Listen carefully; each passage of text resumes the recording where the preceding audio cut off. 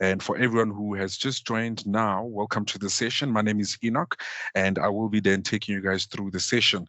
And I just wanted to make a quick request if you can just provide 3 minutes to 5 minutes, and then we can shortly starting just after 5 past 10, just to give the rest of the delegates an opportunity to also join us. In the meantime, just make sure that you are comfortable, grab yourself some cup of coffee, make sure that everything is okay in terms of your signal, all right?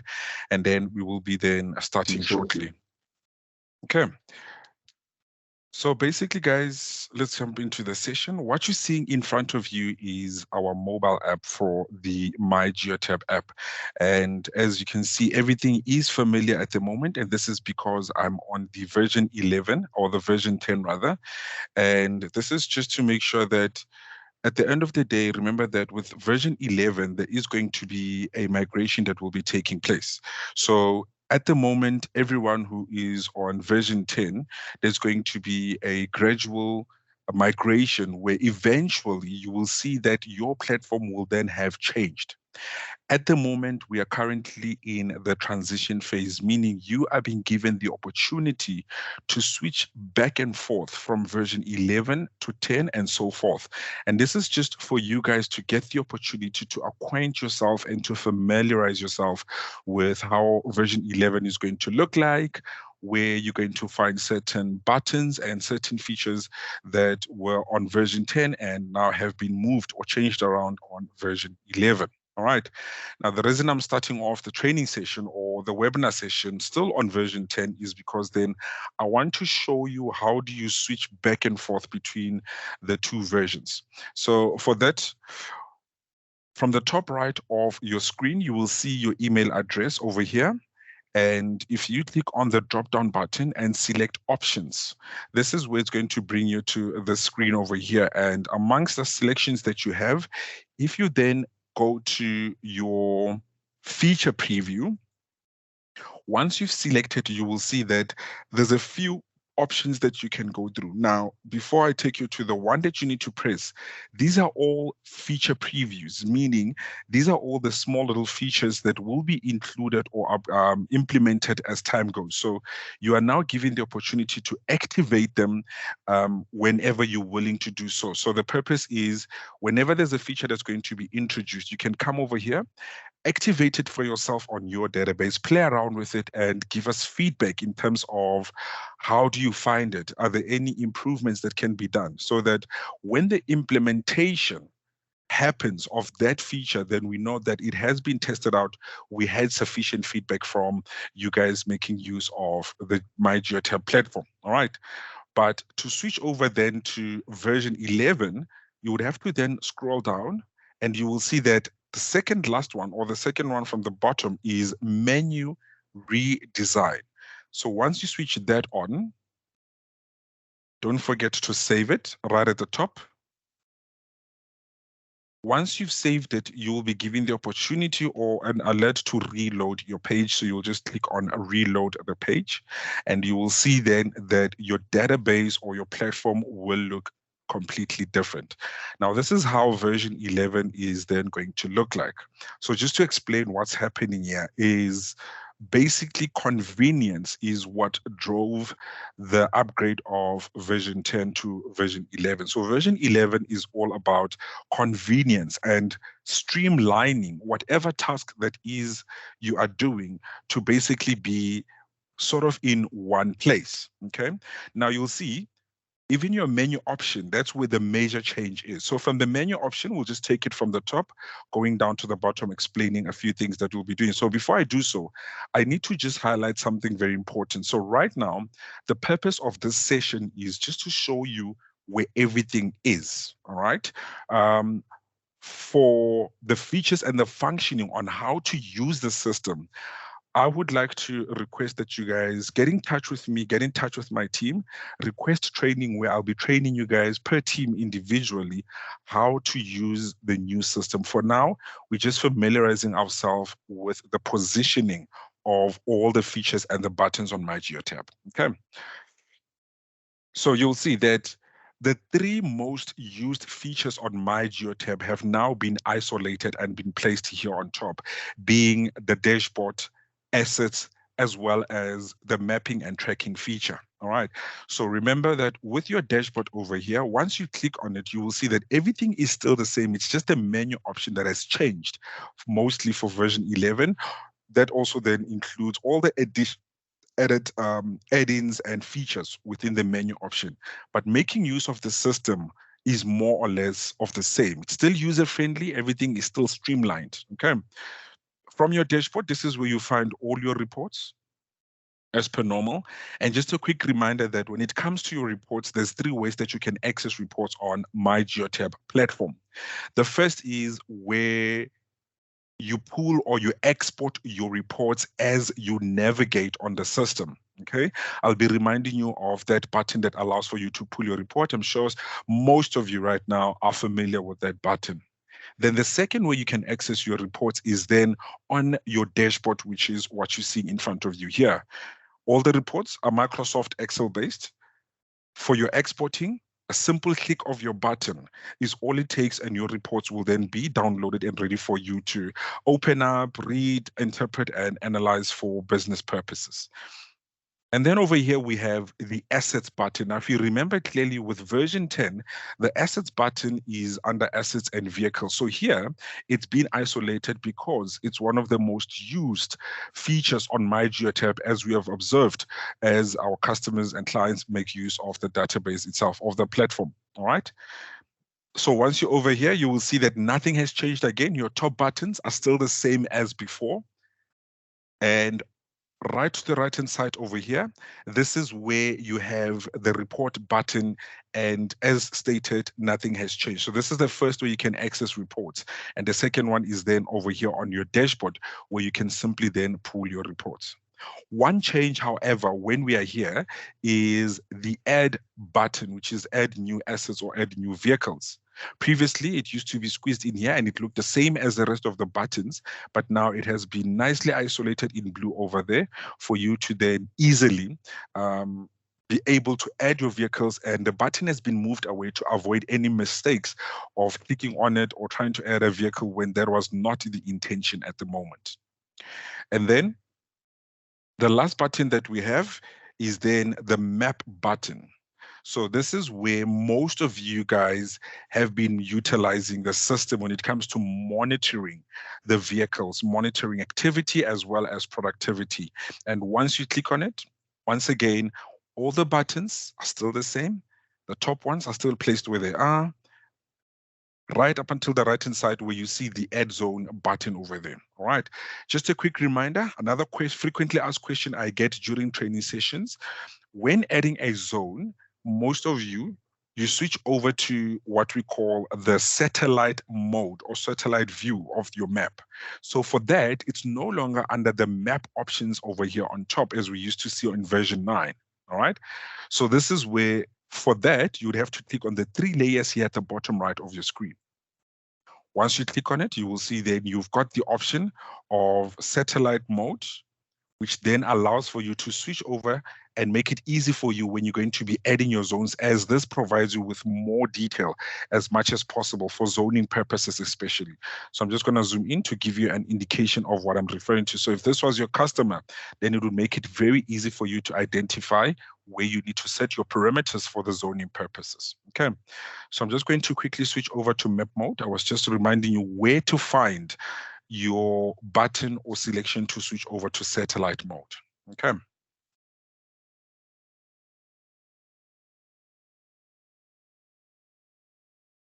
So that was your mapping feature. Now remember that mapping on its own this is where you can see basically your vehicle's location, including the status of your vehicles.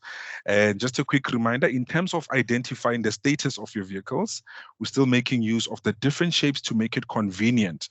A blue circle with a square means a vehicle has stopped. A blue circle with a dropped pin, as you can see over here, means the vehicle has also stopped. However, it has stopped within your points of interest, within your geofences or your zones. Okay, as you can see with this one, it's within this big zone that is called here Soweto. And then lastly, you will also see, as you can see right here on the top, we've got a blue circle with an arrow inside, and this indicates to you that the vehicle is currently moving. So the system then provides fleet managers, your fleet supervisors, as well as your control room, the first seat in terms of monitoring what are the drivers doing. Okay. So this is where now the interesting part about the upgrade is going to start taking place, where everything is streamlined based on what it is that you're currently doing. For example, the first one is track. So this is all about tracking your vehicle. And you will see that some of the features that you used mostly in terms of tracking your vehicles have now been included under this selection. Things like trip history, your routes, and how when you select over here, there will be your routes, route completions, as well as where you can plan your routes and then also monitor if your drivers are doing or have taken the planned routes versus the ones that actually have taken planned versus actual routes. All right. So remember that most of these things, there will be a lot of questions right now in terms of, Enoch, how do I plan a route? Or, Enoch, how do I compare the reports? For now, in terms of this session, we'll be covering where to find your buttons, your features, and your selections. For proper training on then how to make use of this platform under the new featuring or the new upgrade, that you can arrange with me. I'm going to be sharing my email address or the team's email address that we can communicate after the session or in future. All right. So then over here, we also have things like your zoning. Remember that the zones were separate in the previous version where you used to find them under the zones and messages. So right now the zoning or the zone feature has been placed under the tracking part because that would be then what you are doing at that moment.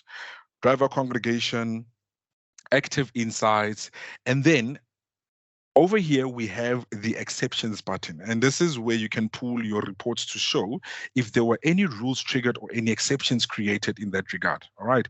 So the interesting thing about the exceptions being over here is that because pulling an exceptions report is one of the major parts of making use of MyGeotab platform, you will notice that if I close the track selection and open the next one, which is compliance, even there, you still find the exceptions button or the exceptions option.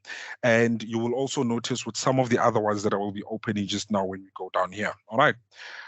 As for the compliance, the safety, as well as maintenance and sustainability, these are 4 pillars of the 6 total pillars that we have at Geotab. All right.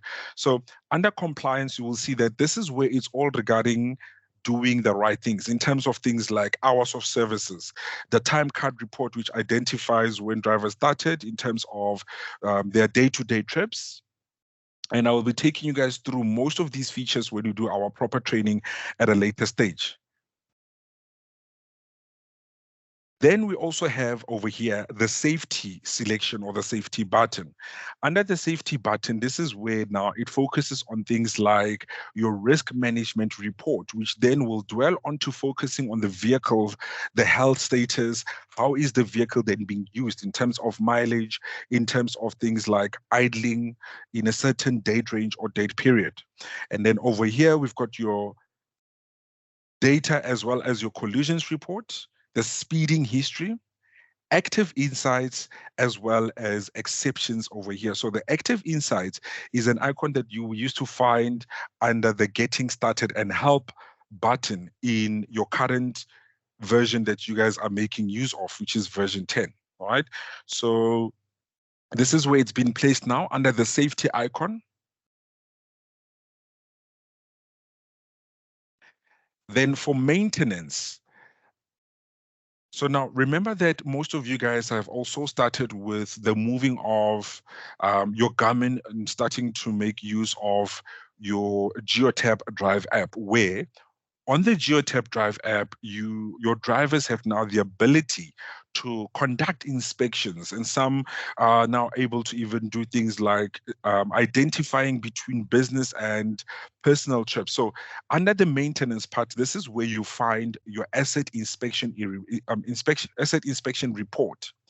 And then over here, we have the engine and device. And as previously in version 10, this is where you find the 3 selections being your engine faults, your engine measurements, as well as your diagnostics. All right. And then we also still see that our reminders are over here, where under the reminders, this is where you can still now, you see the buttons are still the same in terms of the reminder feature. One slight difference is the option of add reminder. With this button in the previous version, you will, if you remember, it's actually the white button. It looks the same as the rest of them here.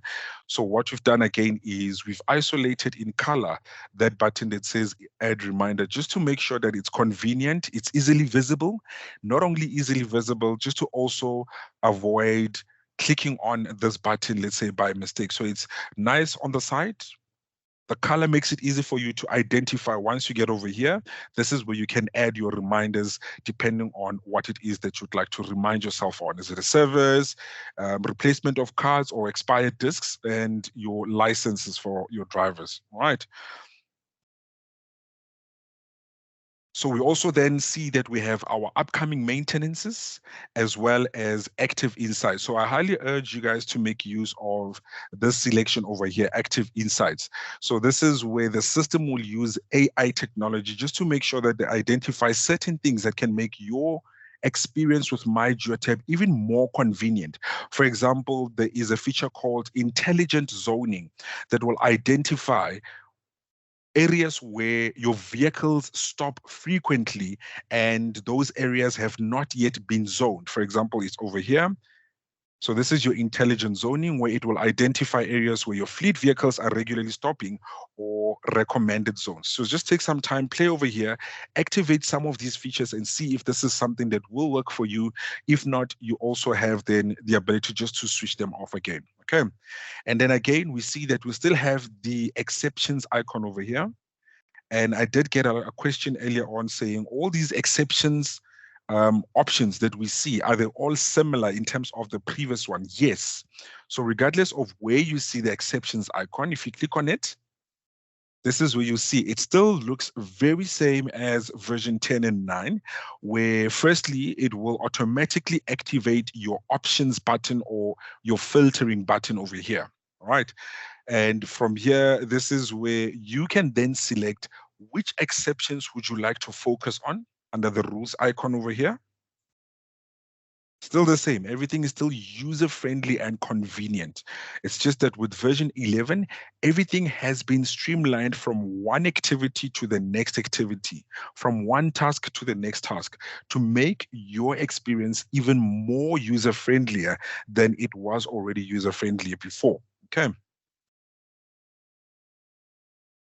So remember, while I'm busy with this, if you have any questions, please do send them to our chat, and then I will be dealing with those questions shortly as I'm about to finish with our session. I do already have a few questions that came through earlier on today, but I will be covering them shortly after we conclude with the session for now. All right. And then over here, we have people. So under people, this is where usually you were able to find things like your users and drivers, where you could add your drivers. But previously, you would find them under administration. So now it's people. And this is where you can choose whether you want to add your drivers and your users. I'll be taking you guys for further training if you need more training in terms of how do you add users, how do you identify who's a driver, who's not a driver, and stuff like that. Okay.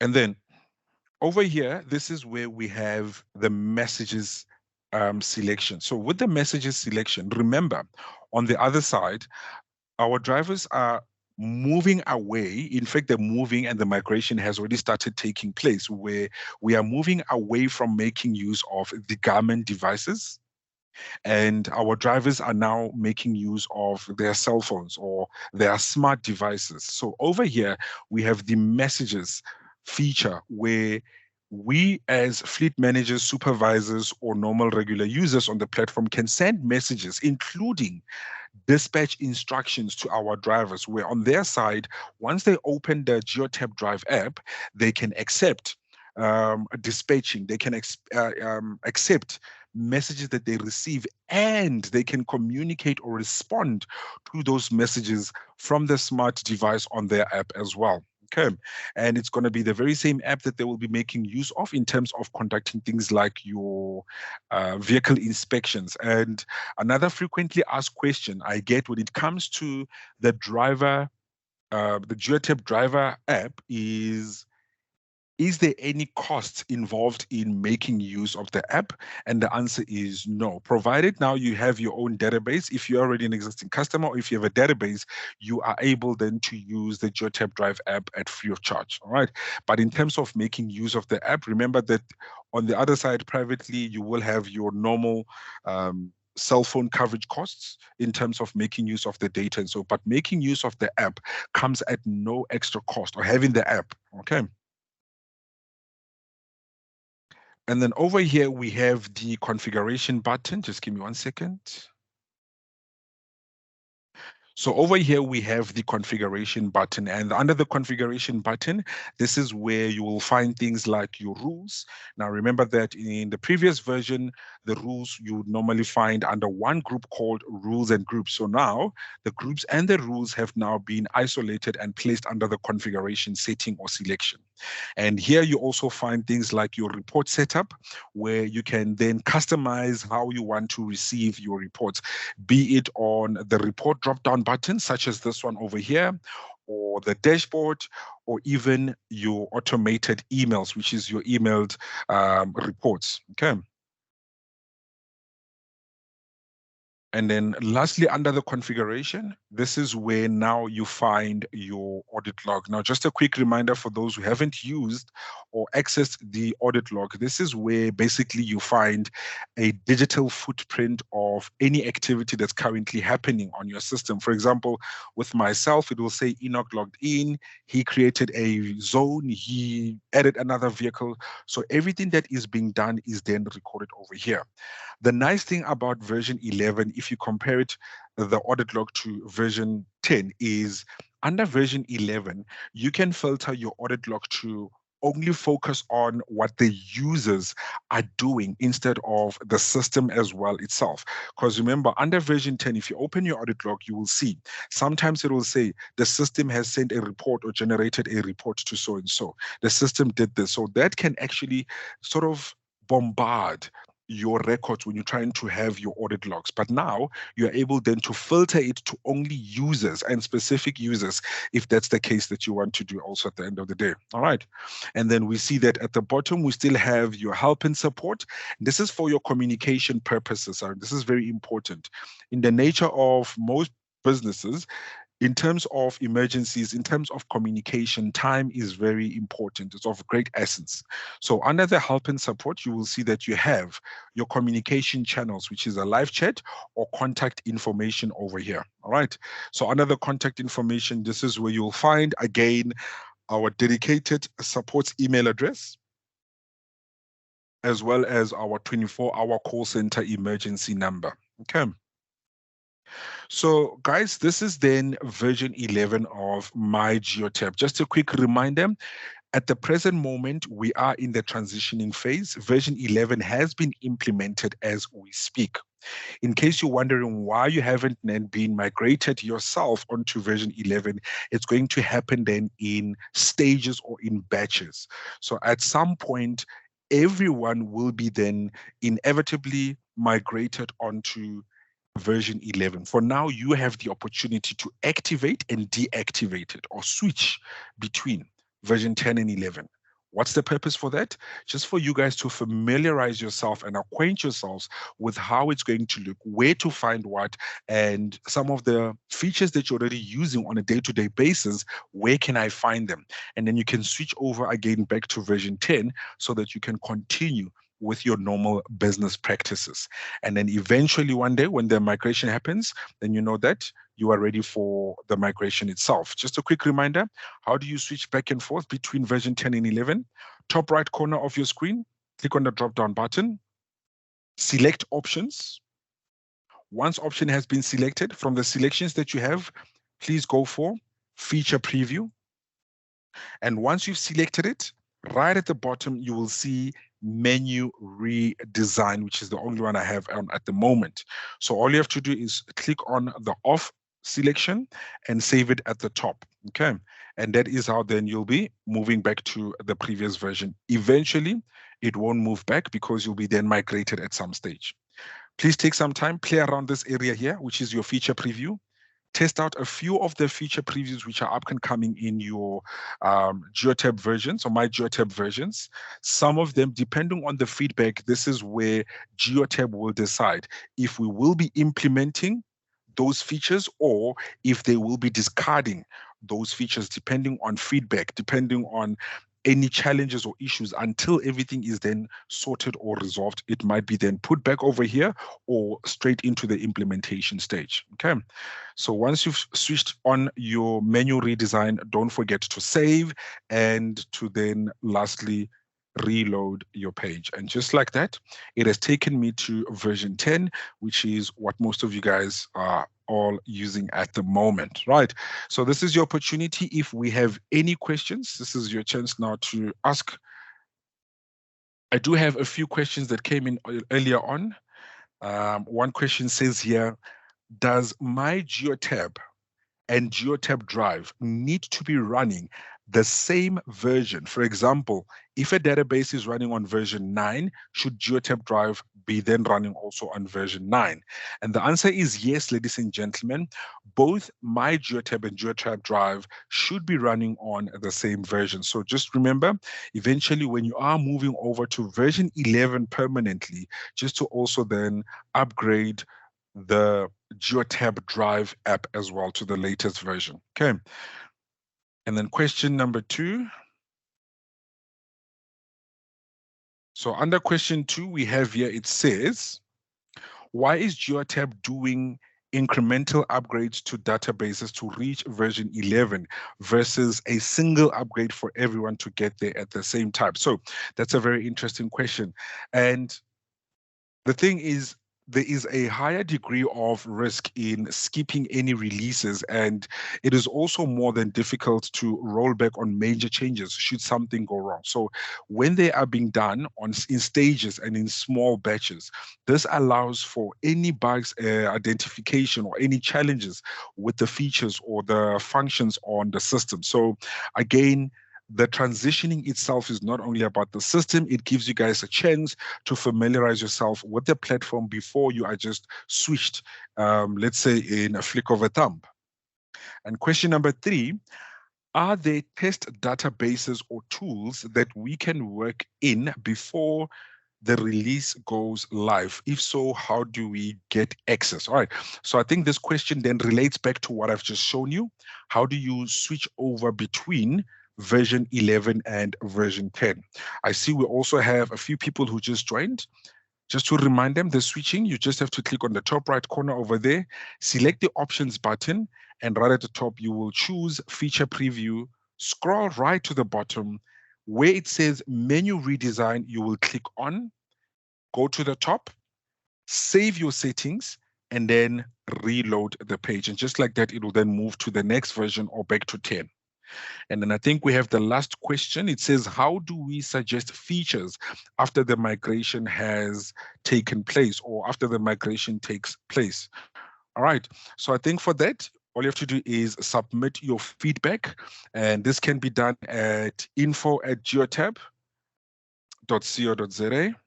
And then our marketing team will also then include any communication channels that you can use to send us your feedback. For now, info@geotab.co.za is the one that you can use. All right, just to see if we have any questions from anyone in the session right now. Okay, I see that there's no questions, 100%. So guys, that brings us then to the end of our session for today. Just a quick reminder in terms of the session today, it was more about where to find what has been moved around for the next version and what has been added on. Right. If you require any training whatsoever, this is where you can just simply get in touch with us, and I'll be helping you guys to then basically deal with the training at any stage. All right, I'm just going to be staying in the platform. If you have any questions, then you can throw it in from my side.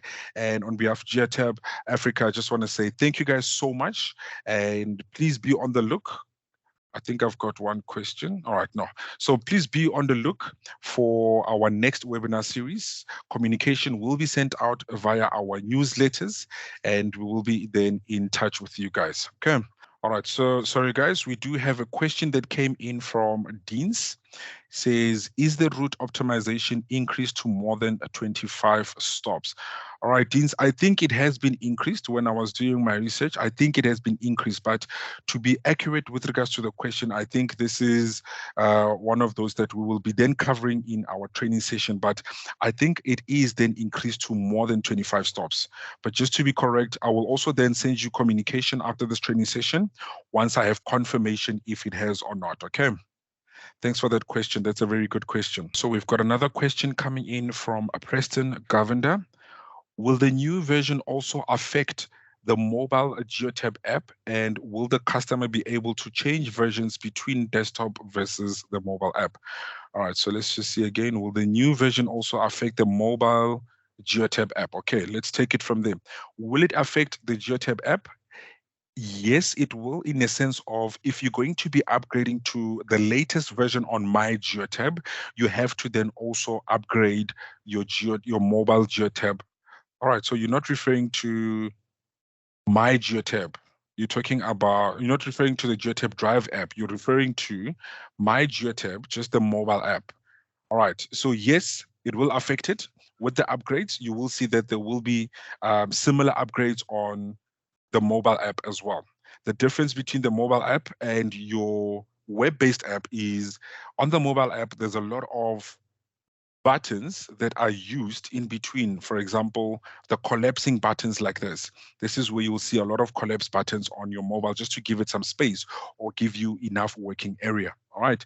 And then the last part of the question says here, will the customer be able to change versions between desktop versus mobile app? I think you will be for now up until the change has been permanently implemented. So on the mobile app, yes, I did see you still have that feature preview and you do have the option of menu redesign selection. All right. I hope I answered your question sufficiently. And then we have Ryan Diesel also coming in with a question saying here, will I lose any data when migrating to version 11? No, Ryan, you're not going to be losing any data. Remember that it's just an upgrade of the version of the app that you're using. But in terms of your data, it's actually on servers. All right. So the servers will store your data. You're not going to lose any data whatsoever. Okay. Thank you so much as well, Preston. You're welcome, Ryan. Thank you. Once we are switched over to version 11, will I have the ability to go back to version 10? For now, yes, you will have the ability to go back to version 10 up until your database has been also then included in the migration. But eventually, everyone will be migrated to version 11. And when that happens, you will no longer be able to go back to version 10.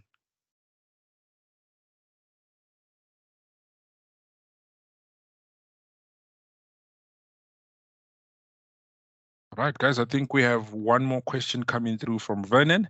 In the meantime, I just again take the opportunity to say thank you to everyone.